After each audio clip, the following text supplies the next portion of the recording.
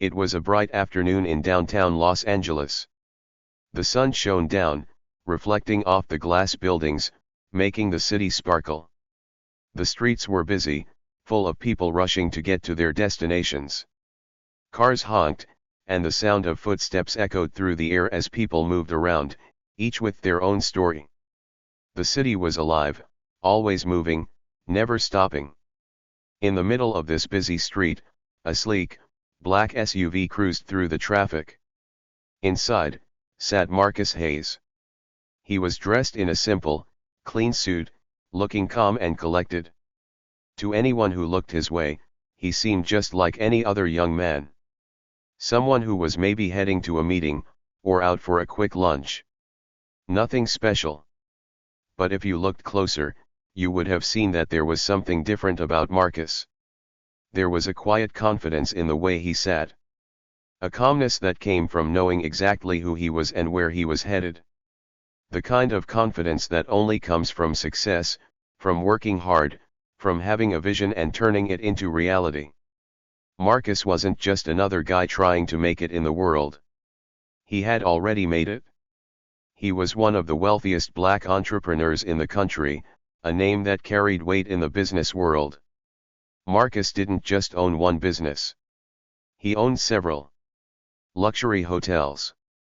Some of the most famous and beautiful hotels in the country. His hotels catered to the rich and famous. Celebrities, politicians, business tycoons, they all stayed in his hotels. They all knew Marcus Hayes. But the people around him, they didn't know his story. They didn't know who he really was. To them, Marcus was just another young man driving a nice car in a busy city. No different from anyone else. And maybe that's how he wanted it. He didn't need to show off his success. He didn't need anyone's approval. Marcus knew that true power wasn't in loud displays. It was in quiet strength. In being confident without needing to prove anything to anyone. As he drove through the city, his thoughts were focused on the next meeting. The next big deal. But today, something was about to happen that would remind him of something he had known for a long time. There were still many people in the world who didn't understand him. People who judged others by their appearance, by the color of their skin, or by what car they drove. And today, he would face that judgment. It happened quickly. One moment, he was driving through the city, lost in thought. The next moment, the flashing red and blue lights appeared in his rearview mirror. It was the sound of sirens that snapped him out of his thoughts. He didn't panic. He had been pulled over before. But this time, it felt different. Marcus checked his mirrors and slowly pulled the SUV to the side of the road. He didn't know why he had been stopped, but he kept his hands on the wheel and waited patiently. He had been in situations like this before, and over the years, he had learned how to handle them with calmness and grace. The police car came to a stop behind him. The officer inside the car wasn't rushing. He wasn't in a hurry. The officer seemed to take his time, like he was making sure Marcus knew who was in control. Slowly, the officer got out of his car and walked toward the SUV. Marcus glanced in his side mirror. The officer was tall, with short, neat hair. He wore a serious expression as he approached. There was no smile, no warmth. Just the stern look of someone who expected to be obeyed. The officer didn't waste any time. As he reached the driver's side window, he immediately asked, "License and registration, please." His voice was firm, but not angry. Just, routine. Marcus took a deep breath, keeping his calm. He reached into the glove compartment and pulled out his papers. He handed them over to the officer with a steady hand. There was no tension in his body, but inside, he felt a familiar sting. He had been through situations like this many times before. Times when people assumed things about him because of his skin, his car, or his age. Times when he was treated like he didn't belong. The officer took the papers without saying a word. He stepped back for a moment and began to examine the documents. Marcus couldn't see the officer's face, but he could feel the weight of the judgment. The officer didn't believe him. He didn't believe that a young black man could afford a luxury car like this. That a man who looked like Marcus could own such expensive things. Marcus had learned to deal with this kind of treatment. He knew the world wasn't always fair, and sometimes people saw him as just another stereotype. But it didn't bother him as much anymore. Not in the way it used to. He had become used to it. Used to being underestimated. But it wasn't always easy. Sometimes, it still hurt. The way people looked at him, the way they questioned him. The officer walked back to his car, still holding the papers. Marcus sat in his SUV, waiting patiently. He had nothing to hide. He had done nothing wrong. But sometimes, that didn't matter. People would judge him no matter what he did, just because of the way he looked. A few minutes passed before the officer returned. He still didn't smile. His expression was neutral, but there was something about the way he looked at Marcus. It was as if he was trying to figure out who Marcus really was. Like he wasn't sure what to make of him. "I need you to step out of the vehicle," the officer said, his tone flat. Marcus didn't say anything. He didn't argue. He had been pulled over before, and he knew the routine. Slowly, he opened the door and stepped out of the SUV. The officer motioned for him to stand by the car. "Just stay there for a moment," he said. Marcus stood there, watching the officer as he walked to the back of the SUV. The officer seemed to be inspecting the car, looking it over carefully. Marcus felt the tension in the air, like the officer was waiting for something. Waiting for a reason to accuse him of something. Marcus didn't understand what was happening. He had been pulled over many times before, but never like this. Never with such suspicion. The officer wasn't speaking much, and Marcus couldn't shake the feeling that something was off. He didn't know why, but it felt like the officer was treating him like he was guilty of something. He took another deep breath. He had been in situations like this before, and he would get through this one just like the others. Calm. Collected. Unbothered. But inside, he couldn't help but wonder, why did it always have to be like this? Why was it so hard for people to see past the surface? As the officer returned, Marcus noticed something change in his eyes. Something wasn't right. The officer seemed almost nervous. There was a slight hesitation in his movements. Marcus felt a small spark of hope. Maybe, just maybe, the officer was beginning to realize something. But then the officer spoke, and the words he said would change everything. The officer looked at Marcus again, a little more carefully this time. His eyes flicked from the papers in his hand to Marcus's face, studying him. The officer seemed to hesitate for just a moment, as if trying to decide whether to say something or not. Marcus could feel the tension rising in the air. It was as though everything around them was frozen for a moment. The sounds of traffic, the distant chatter of pedestrians, even the honking cars seemed to fade away. It was just him and the officer, locked in this strange, uncomfortable silence. Finally, the officer spoke again. His voice was less firm now, almost uncertain. "I've been going through your papers," he said slowly, as though searching for something to say. "But I don't see a reason why a man like you, why you would be driving a car like this." Marcus kept his face calm, but inside, he was starting to feel the weight of this question. It wasn't just about the car. It was about the assumptions, the judgment. It was about the fact that the officer, just by looking at him, had already decided what he was and what he wasn't. Marcus had heard this question before. It wasn't the first time someone had looked at him like this, like he didn't belong in a nice car, in a place like this. But every time, it still felt like a punch in the gut. The officer didn't know who he was. He didn't know what he had built. And he certainly didn't know how hard Marcus had worked to get where he was. Marcus took a deep breath and spoke softly, but with authority. I own a hotel chain. Several of them, actually, he said, his voice steady. He wanted to make it clear without sounding like he was showing off, but the officer wasn't listening.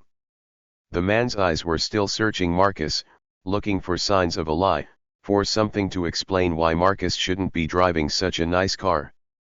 The officer stood there for a moment, unsure of what to say. He seemed taken aback. It was clear that Marcus's answer wasn't what he had expected.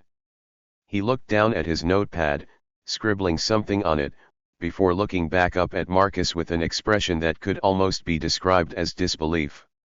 You own hotels? The officer repeated, almost like he didn't believe it. Luxury hotels. Marcus nodded, trying to stay calm. Yes. Luxury hotels. I'm the owner. His voice didn't shake, but inside, he could feel the anger bubbling up. The officer didn't even know it, but he was insulting Marcus's hard work, his success, by acting like it wasn't possible for someone like him to own something as grand as a hotel.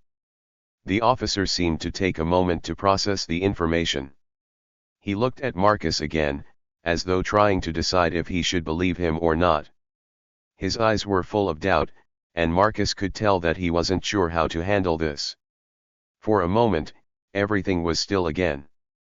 The officer took a step back, still unsure, as if trying to make sense of what was happening. Marcus could feel the tension building between them. He didn't like being in situations like this. Being judged. Having to prove himself. But it was part of the world he lived in. People always expected more from him because of who he was, what he looked like. They didn't understand that it wasn't about how he looked. It was about what he had built. Finally, the officer broke the silence again, his voice a little softer this time. I'm going to check something, he said, and without waiting for a response, he turned and walked back to his car. Marcus stayed where he was, his eyes following the officer as he disappeared back into his patrol car. For a moment, Marcus couldn't help but feel a mixture of frustration and exhaustion. Why was this always happening to him? Why did people always question his success because of the color of his skin? It was a thought he had wrestled with for years. He had worked so hard to get where he was, and yet, it felt like he had to keep proving it over and over again. To everyone. As the minutes passed, Marcus continued to stand by the side of his SUV, his arms crossed over his chest. He didn't know how long he would have to wait. The officer was inside his car, probably running checks on Marcus's information, trying to confirm if Marcus's story was true. But what did it matter? Marcus thought. Why should he have to prove himself to anyone? Still, he stood there, watching the officer's car, waiting patiently.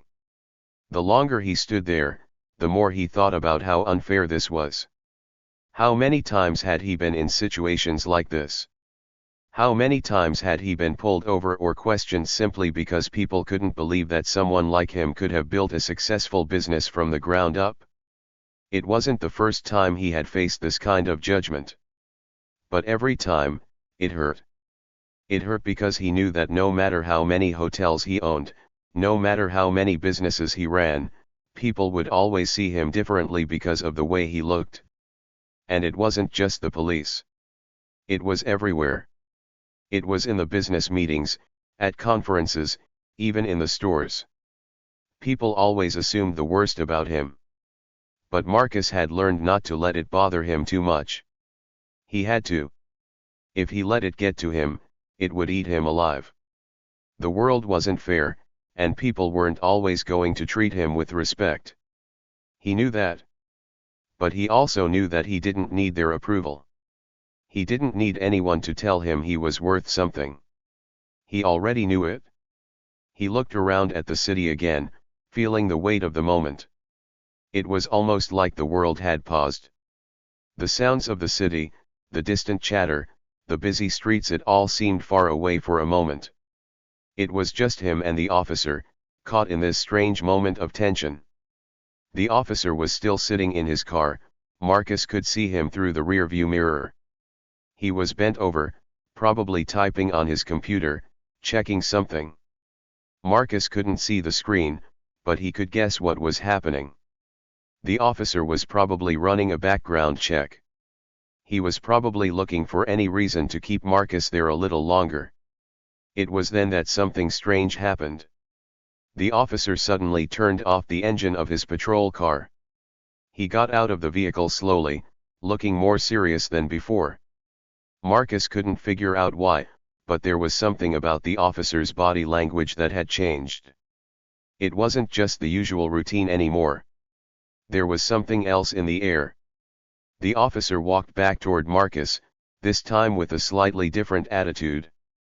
The sternness was still there, but there was a trace of something else in his eyes, uncertainty, maybe even a little bit of regret. Marcus didn't know what to make of it, but he stood still, waiting for the officer to speak. The officer finally spoke. I just ran the check, and I found your information. Everything checks out. He paused for a moment, almost like he was unsure of what to say next. I'm sorry for the delay. And for the inconvenience. We just wanted to make sure everything was okay. Marcus nodded, keeping his face neutral. No problem, he said, though he wasn't sure if he meant it. The officer hesitated for a moment before continuing. Look, I didn't mean to offend you. I've never seen anyone like you driving a car like this. I didn't know who you were. But now I do. Marcus didn't respond right away. He wasn't sure how to react. It wasn't often that someone admitted they were wrong. But in this case, the officer wasn't offering an apology. He was just acknowledging the situation, recognizing Marcus's success, but only now, after running the checks.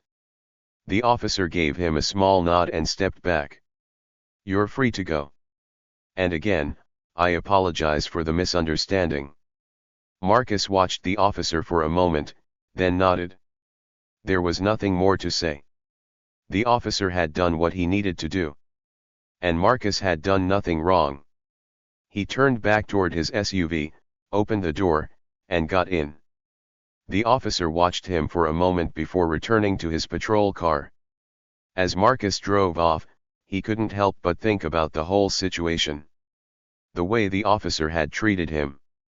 The assumptions. The judgments. The way people always judged him based on how he looked, without ever really knowing who he was. He had built his empire from the ground up, and still, the world had a hard time seeing past the surface. But Marcus wasn't going to let it bother him. He had learned long ago that the world's judgment didn't matter. He knew his worth. And that was enough. The flashing lights in his rearview mirror were a familiar sight to Marcus. His pulse quickened, but not because he was nervous. It was more of a reflex, a response he'd trained himself to have after years of being pulled over. He had done nothing wrong. The car he was driving, a sleek black SUV, was his. It was just another part of his daily routine, a part of the life he had built through years of hard work and determination. Still, as the sirens blared louder, his stomach tightened slightly. He had been through this countless times before. It was always the same. He knew what was coming. He knew the officers would look at him with suspicion, would assume that he didn't belong behind the wheel of such a high-end car. He'd experienced this same scene too many times, and yet, it never got easier. He pulled over to the side of the road, his hands gripping the wheel a little tighter than usual. The bright red and blue lights danced in the reflection of his rearview mirror, casting an eerie glow over everything around him. The officer's car stopped behind him, its engine still running. He could hear the sound of footsteps as the officers approached, the weight of their boots echoing on the pavement. Two officers emerged from the car, both of them looking serious. One was tall and lean, with short, dark hair. The other was slightly shorter, stockier, with a shaved head. They both had the same look on their faces, stern, unreadable, as though they had already decided everything about Marcus without saying a word. Marcus took a deep breath, his mind already bracing for what was about to happen. He didn't want to show them any fear. He knew better than that. He wasn't afraid. He had nothing to be afraid of. But the moment they approached, he could feel their eyes on him, sizing him up. The taller officer reached the driver's side window first. He stood there for a moment, his hands on his hips, his gaze fixed on Marcus through the window. There was a slight pause, as if the officer was waiting for something. Waiting for Marcus to say something. "License and registration," the officer barked, his voice sharp and commanding. Marcus nodded and reached over to the glove compartment, pulling out his registration and license without hesitation. He kept his movements slow and steady, making sure to keep his hands visible at all times. He handed the documents over to the officer, maintaining a calm expression. The officer took the papers without looking at Marcus.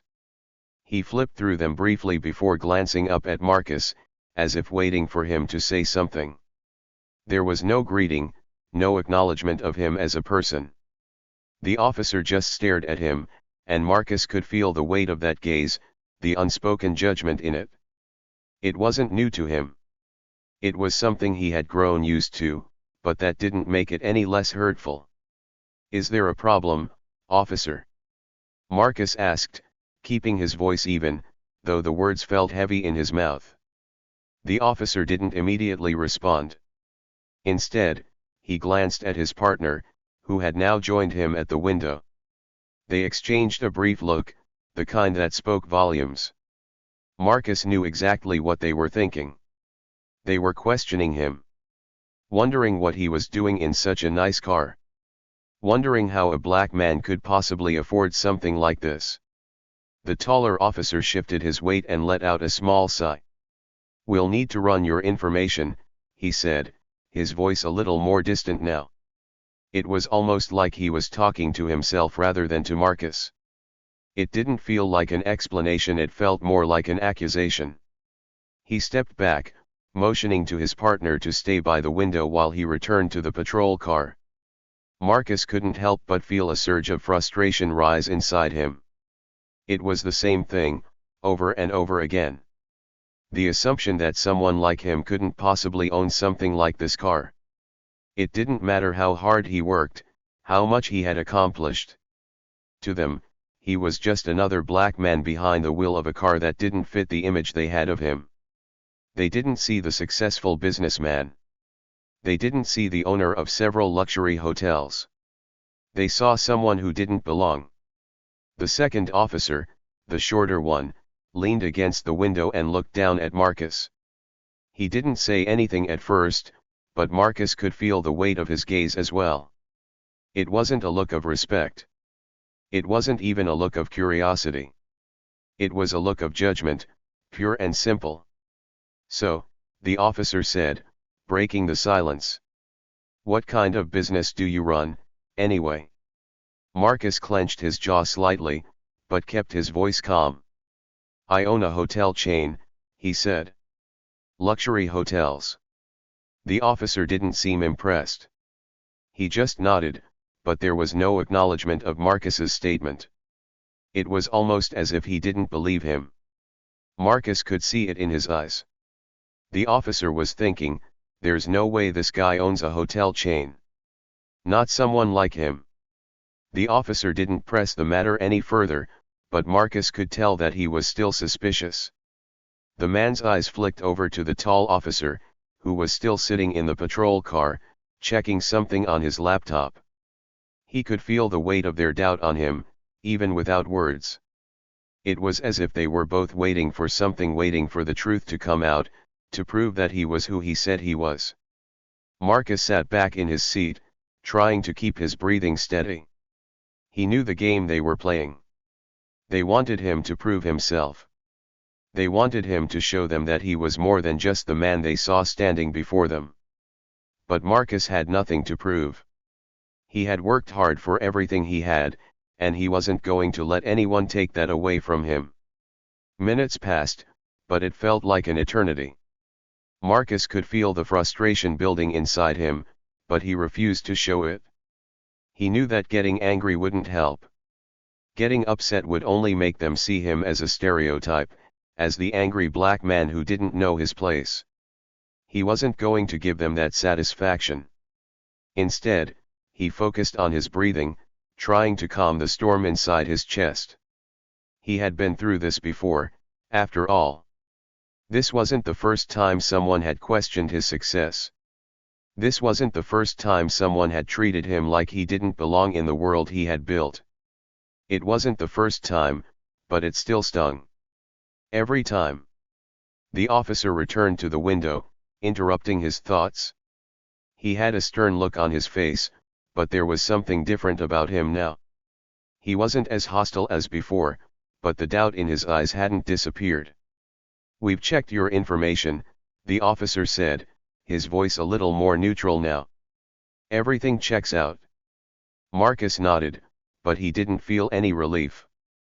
He knew this wasn't over yet. They weren't finished with him. Not yet.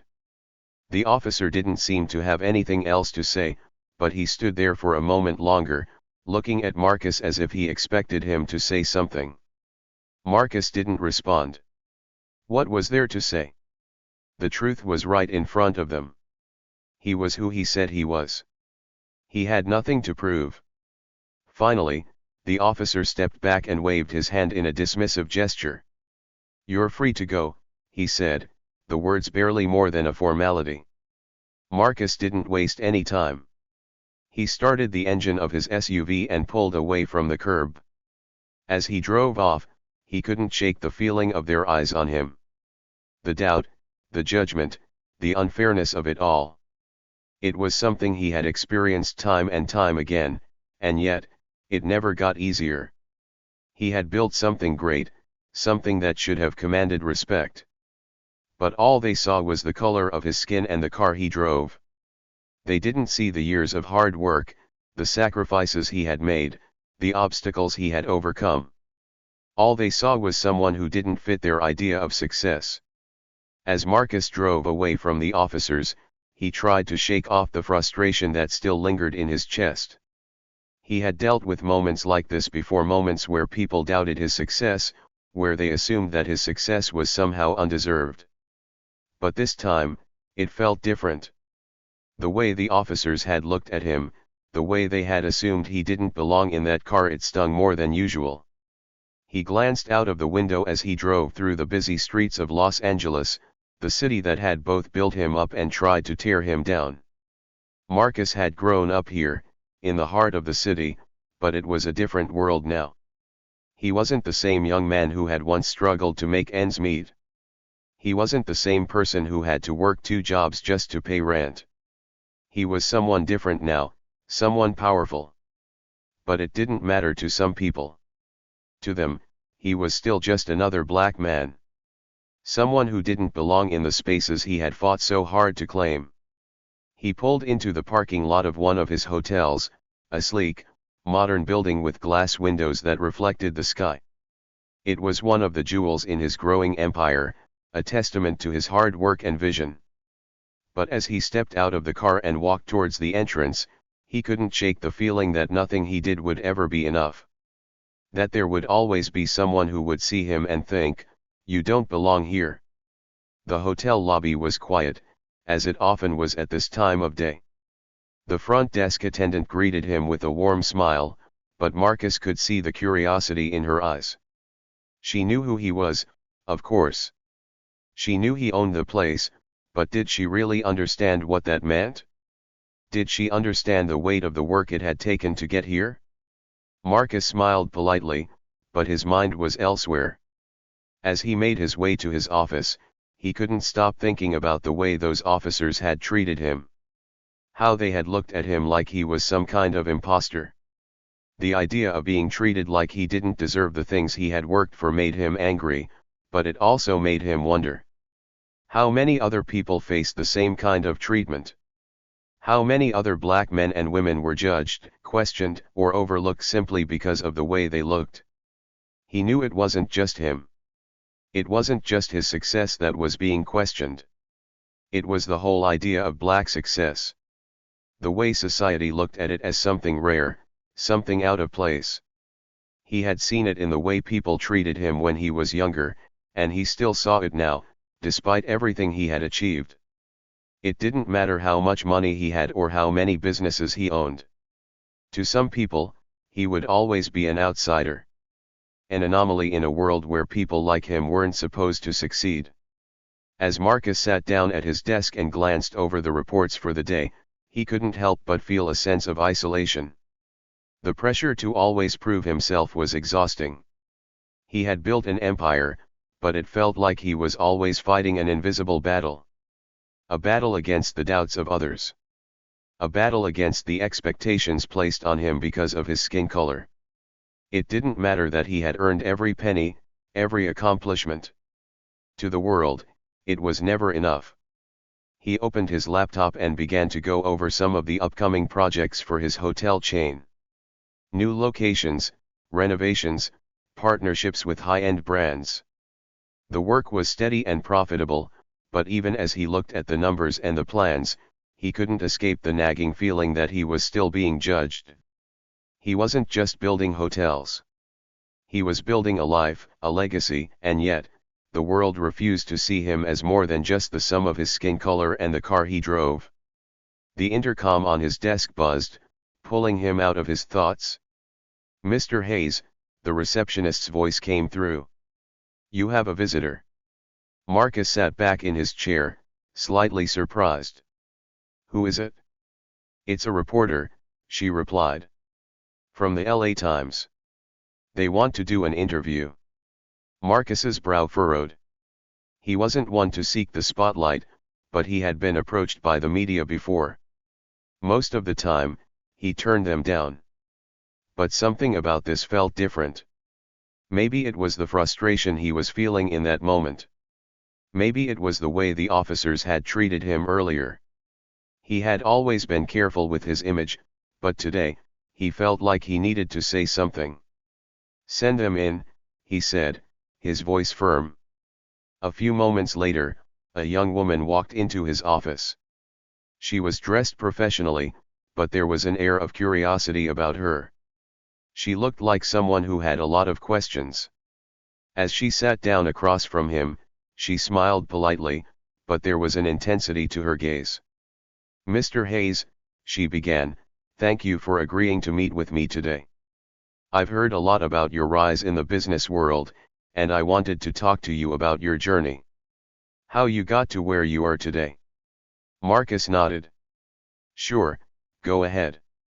She hesitated for a moment, and then asked, "I have to ask. How does it feel to be a black entrepreneur in a world that's so often dominated by white men? Do you ever feel like you're facing challenges that others don't?" The question hit him harder than he expected. It wasn't a new question, but for some reason, it felt sharper today. He took a deep breath and thought for a moment before responding. "It's not easy," he said slowly, his voice steady. "I've worked hard to get to where I am. But there's always that question in the back of my mind. People look at me and they don't see me for who I am. They see me for what they expect me to be. They see a black man and assume that I don't belong in spaces like this. That I don't belong in luxury hotels, in business meetings with CEOs. But I've earned my place here." The reporter nodded, jotting down notes.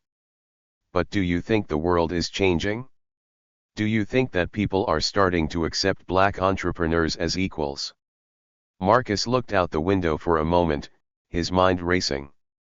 "I think people are starting to see the potential," he said quietly. "But there's still a long way to go. The world is changing, yes. But not fast enough. There are still people who see me as an exception, not a rule. They don't see the work, the dedication, the years of effort it takes to build something from nothing. They just see the color of my skin, and that's what they judge me on." The reporter sat back in her chair, clearly taking in his words. "And what do you think needs to change?" she asked softly. Marcus paused for a long moment. The weight of her question hung in the air. What needed to change? How could he explain to someone who hadn't lived his life what needed to change? The world wasn't fair, but that didn't mean he wasn't going to keep fighting. I think, he said slowly, people need to stop making assumptions. Stop judging based on appearances.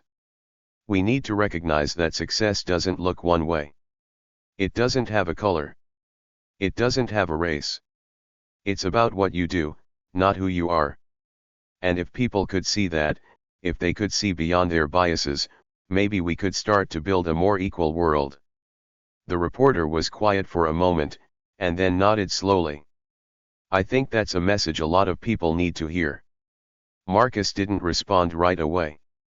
He wasn't sure if she understood the full weight of what he was saying, but it didn't matter. He wasn't speaking to her.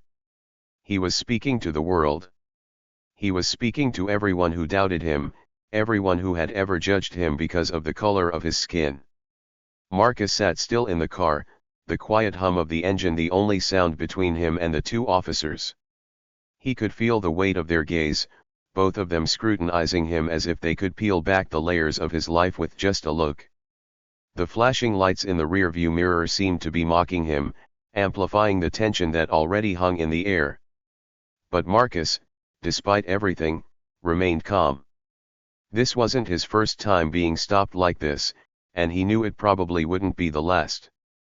One of the officers, a tall man with a scruffy beard, leaned in closer, his eyes narrowing slightly as he inspected Marcus's papers.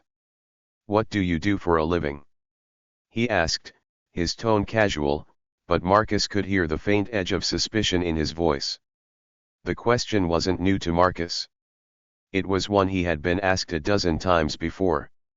Whether it was by people who didn't believe that someone like him could own a luxury car, or by others who just couldn't wrap their heads around the fact that a black man could be successful in a world where success often felt like it was reserved for a select few, Marcus had learned how to handle it.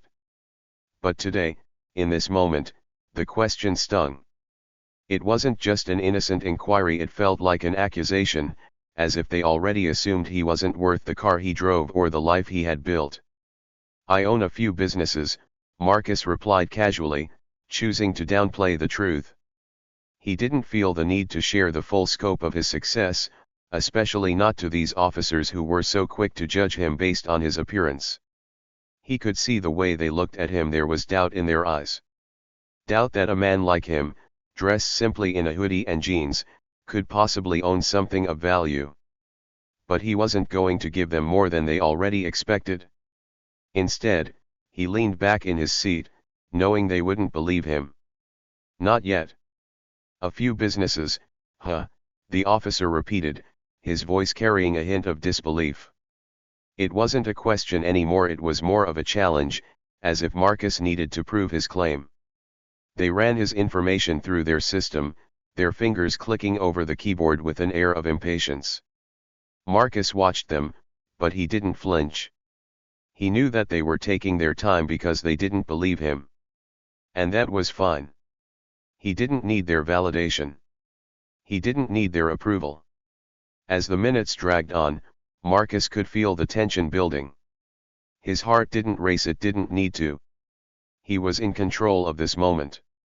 He had been in moments like this before. The officers thought they had the upper hand, but Marcus knew the truth. He knew who he was and what he had accomplished. And he knew that they would find out soon enough. The other officer, a woman with sharp eyes, stood by the car, arms crossed, glancing over her shoulder at her partner. Marcus could feel her gaze on him, but he didn't look at her. Instead, he stared straight ahead, pretending to be lost in his thoughts. He was already a step ahead of them. He could feel it. They were uncomfortable with him, an uncomfortable truth they weren't ready to face. The officer's voice broke the silence. "You mind if we take a look inside your car?" It wasn't a question.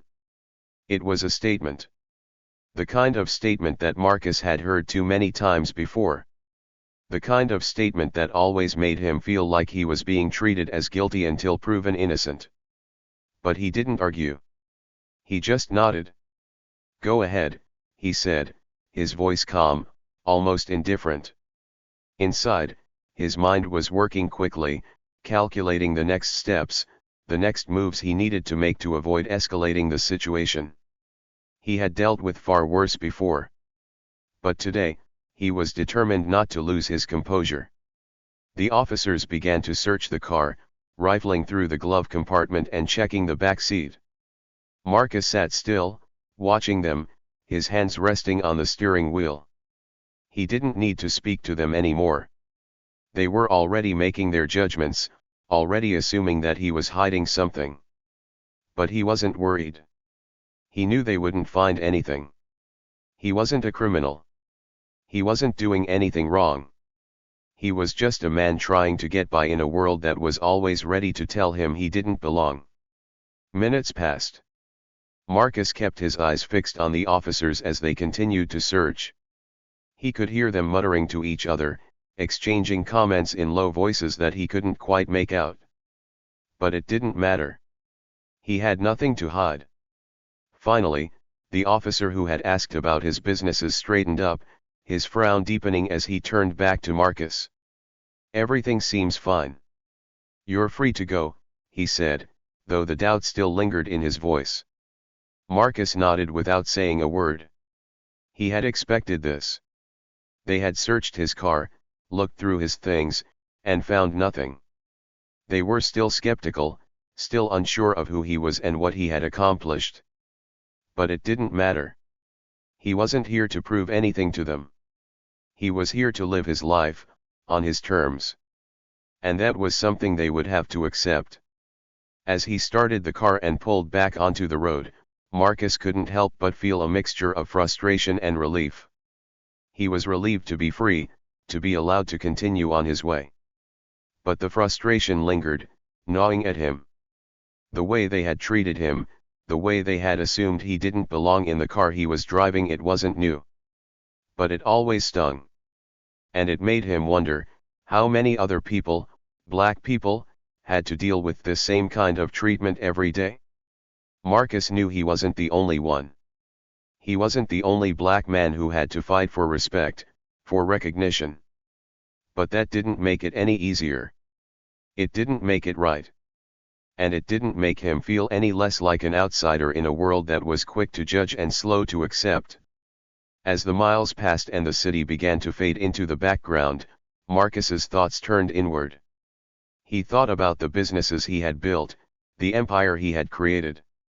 He thought about the luxury hotels that now dotted the landscape, the partnerships he had forged, the clients who trusted him with their most valuable investments. But despite all of that success, despite everything he had achieved, he still couldn't escape the feeling that he was always going to be seen as something less than he was. That no matter how much he accomplished, there would always be someone who looked at him and saw only the color of his skin. The truth was, Marcus wasn't just fighting for success. He was fighting for respect. He was fighting for recognition. He was fighting for the right to exist in a world where people like him weren't expected to thrive. And every day, every step forward, felt like a battle. But Marcus was a man who had been through too much to back down. He had worked too hard to let anyone take away his sense of worth. And one day, he knew, the world would have to recognize him not just for the color of his skin, but for the strength, the intelligence, and the power that lay beneath it. The minutes seemed to stretch on endlessly as Marcus sat in his car, hands on the steering wheel, his mind running through countless thoughts. He knew the officers were taking longer than they should have, but he didn't let it rattle him. His life had always been full of moments like this, moments where others tried to reduce him to something smaller than he was. But Marcus had long ago learned the value of patience. He had learned that, in time, the truth would always come to light. His thoughts wandered back to the days when he had started building his businesses, when he had faced doubts and skepticism at every turn. No one had believed in him back then. People had told him that a man like him couldn't achieve success, that the world wasn't built for someone like him. But he had proved them wrong, time and time again. He had built a life that, despite the challenges, he was proud of. He had created something that couldn't be taken away by the judgments of others. And now, as he waited in the car, he knew that the officers would eventually have to face the truth. They would realize who he was, and they would understand just how wrong they had been. But until then, Marcus remained calm. He wouldn't let them see how much their treatment of him hurt. He would show them that, no matter what, he was unshakable. Finally, after what felt like an eternity, the officers returned. The first officer, the one with the scruffy beard, approached the car slowly. His steps were uncertain, his posture stiff. He wasn't the same confident, dismissive figure he had been earlier. Instead, there was something different about him now, hesitation, almost as if he was unsure of how to proceed. Marcus didn't say anything. He kept his eyes focused on the officer, watching him closely. The officer paused for a moment, then cleared his throat, looking over his shoulder at his partner before he turned back to Marcus. Mr. Hayes," he began, his voice now lacking the authority it had held earlier. There was a shift in his tone, a slight nervousness that Marcus couldn't ignore. "It seems there was a mistake." Marcus raised an eyebrow but said nothing. His lips curled into a faint, knowing smile, but he didn't let it break his composure. Instead, he leaned back in his seat slightly, giving the officer the space to explain. He had been waiting for this moment. Waiting for them to realize just how wrong they had been. The officer fumbled with his words for a moment, clearly uncomfortable. "We, didn't realize who you were," he continued. You own the Crown Hotels." He stopped, looking at his partner, who seemed just as unsettled by the revelation. You're free to go, sir." The words hung in the air, and for a moment, everything was still. Marcus didn't react right away. He let the weight of the officer's words settle in, watching their faces carefully. The change in their demeanor was immediate and it was almost laughable. Moments before, they had treated him as if he were just another black man in a car they assumed he couldn't afford. But now, they were practically tripping over themselves, their tone completely different, apologetic even. Marcus felt a quiet satisfaction bubble up inside him, but he didn't let it show on his face.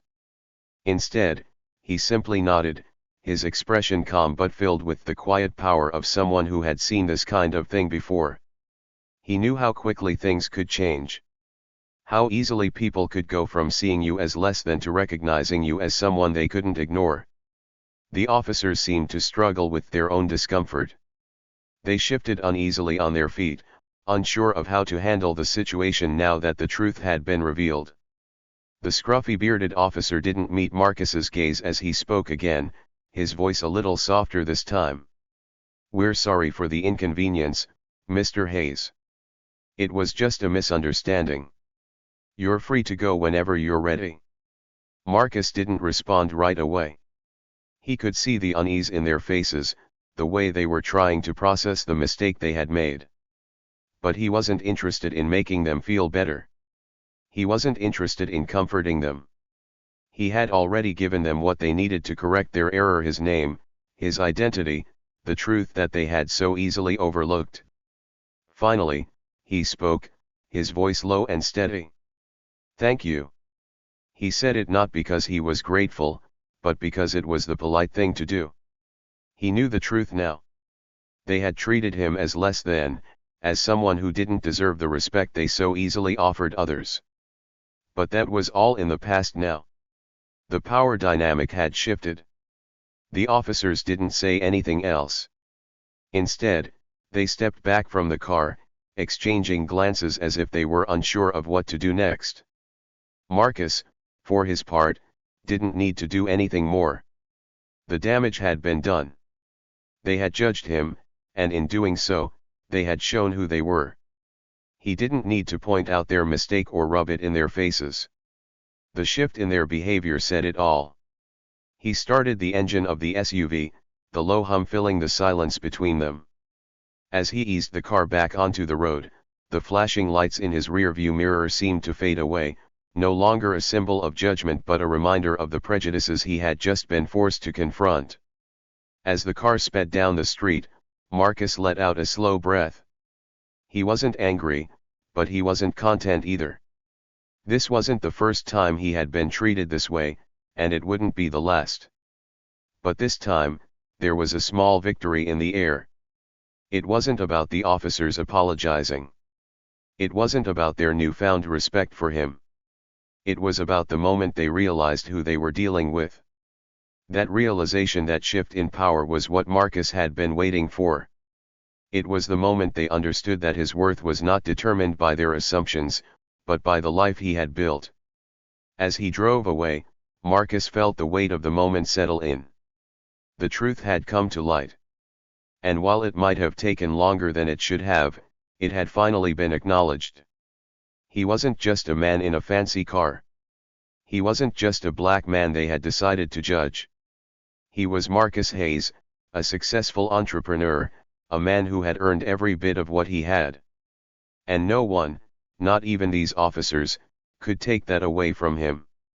Marcus drove away slowly, his fingers lightly gripping the steering wheel, the roar of the SUV's engine blending with the sound of his steady breaths. It wasn't the first time he had been judged for something as superficial as his appearance, and it wouldn't be the last. But today, things had felt different. Today, they had learned a lesson they wouldn't soon forget. It was a hard lesson, one that came from being wrong and having to admit it. As the SUV rounded the corner and the flashing lights from the police car faded into the distance, Marcus allowed himself a brief moment of satisfaction. He hadn't let the officers' assumptions break him down. He hadn't let their judgment cloud his purpose. He had stood firm, his calm and confidence speaking louder than anything they had expected from him. And now, they had learned the truth. He knew that this incident would linger in the officers' minds for a long time. The realization of their mistake would stick with them. How could it not? They had made assumptions, and those assumptions had been completely wrong. They had treated him like he didn't belong in the luxury SUV, as if his success was a mistake. But now, they knew better. Now, they understood the truth. For Marcus, this moment wasn't about revenge or humiliation. It wasn't about proving a point just to make them feel bad. It was about showing them that power, real power, doesn't always wear a suit. It doesn't always come in a package that fits the mold people expect. And it certainly doesn't depend on the color of your skin or the car you drive. Power, Marcus knew, comes from what you build, from what you achieve. It comes from your character, your determination, and your ability to rise above the prejudices that others try to impose on you. In the days that followed, Marcus didn't give the incident much thought. He had more important things to focus on: his businesses, his investments, the people who depended on him. His life was full of challenges, but they were challenges he welcomed, challenges he knew he could overcome. The world wasn't always kind to people like him, but he had learned to navigate it with grace and strength. He had learned that no matter how hard the world tried to push him down, he would rise. And every time he did, he proved to himself and to others that they couldn't keep him down. But the officers, they would remember. It wouldn't take long for word to spread, for the story to be shared among their colleagues and peers. They would talk about the man they had pulled over, the man they had underestimated, and how they had learned the hard way not to judge someone by what they saw on the surface. Soon after the incident, Marcus received a letter in the mail. It was from the police department, signed by the chief. The letter was polite, but the words inside were clear. They were sorry for the misunderstanding. They were sorry for the way he had been treated. They wanted to assure him that they took the matter seriously and that they would be reviewing their officers' conduct. Marcus read the letter with a quiet smile. He appreciated the gesture, but he knew that the true lesson wouldn't come from an apology or a formal letter. It would come from the officers taking a long, hard look at themselves and realizing that their judgment of him had been wrong. And that realization, as important as it was would take time. Still, the letter marked a small victory. It was an acknowledgement of the mistake, a recognition that what had happened was unfair. And though Marcus didn't expect it to change much, he knew that it was a step in the right direction. It wasn't about him anymore. It was about something bigger, the idea that things could, and should, be different. It was about the hope that the officers who had treated him with suspicion would think twice the next time they pulled someone over. It was about the idea that no one should ever be judged based on their appearance, their car, or the color of their skin. Days turned into weeks, and life went back to its usual rhythm. Marcus continued to manage his businesses with the same dedication and care he always had. He kept building. He kept investing. He kept creating opportunities for others, knowing that success was not just about what you earned, but about how you used your success to lift others up. But every now and then, someone would ask him about that day. They would ask him what had happened when the police stopped him. And each time, Marcus would share the story, not with bitterness or anger, but with a quiet sense of purpose. It was a story about the power of standing firm in the face of judgment. A story about how easy it is to make assumptions, and how dangerous those assumptions can be. And a story about how, in the end, the truth always comes to light. Meanwhile, the officers involved in the incident had begun to change.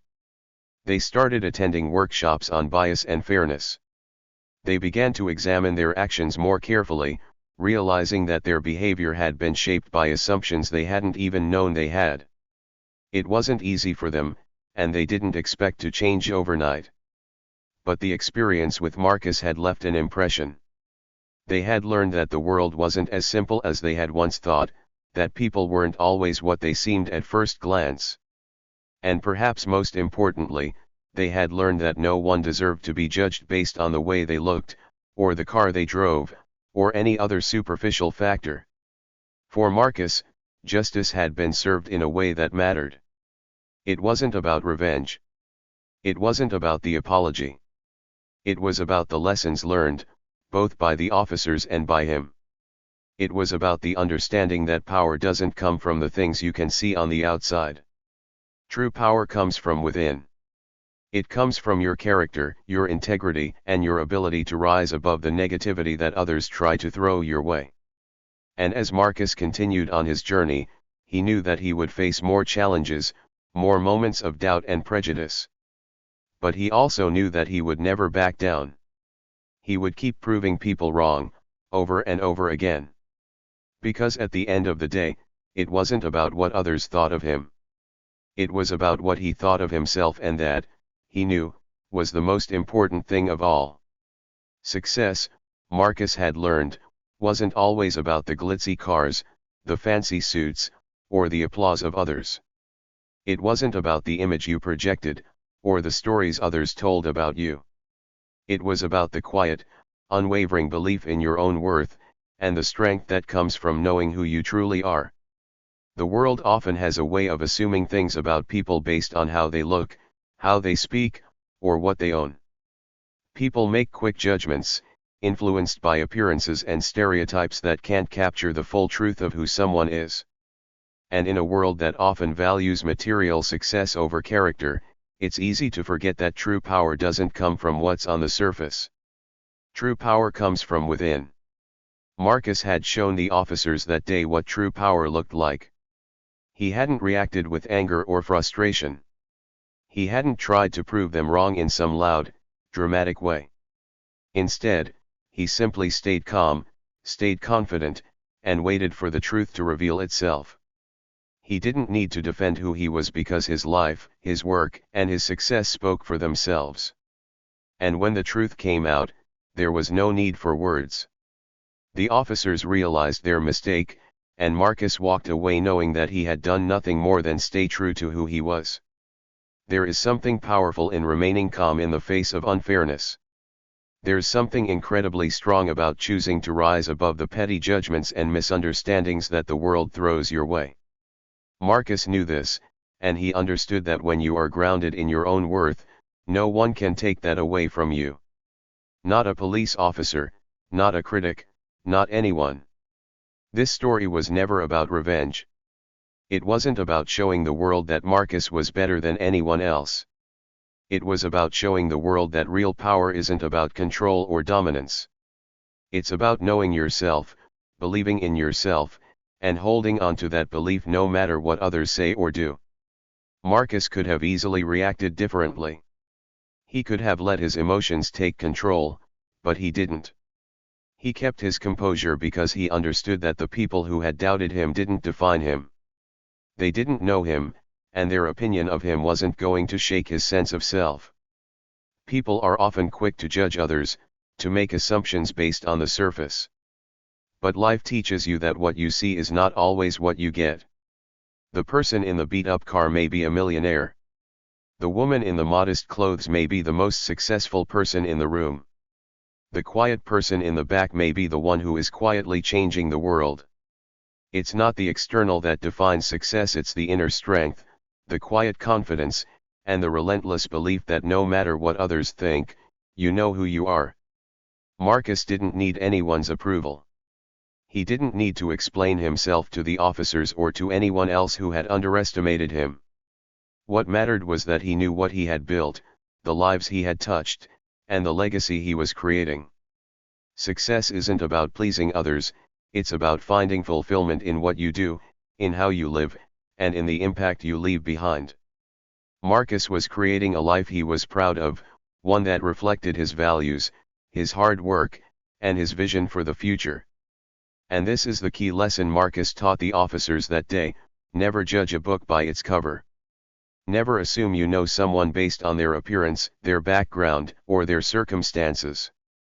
Because the truth is, you can never fully know a person until you've walked in their shoes, seen the world through their eyes, and understood the journey that has brought them to where they are. The officers had assumed that Marcus was just another person who didn't belong in the car he was driving. But what they didn't know was that he had worked harder than most to get to where he was. They didn't see the countless hours he had put into building his business, the sacrifices he had made, and the battles he had fought along the way. They didn't see the late nights, the disappointments, or the moments when giving up seemed like the easier option. They didn't see the struggle behind his success, and they didn't understand that success is never handed to anyone on a silver platter.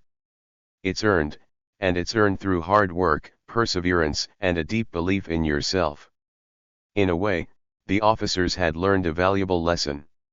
It wasn't just about realizing their mistake with Marcus.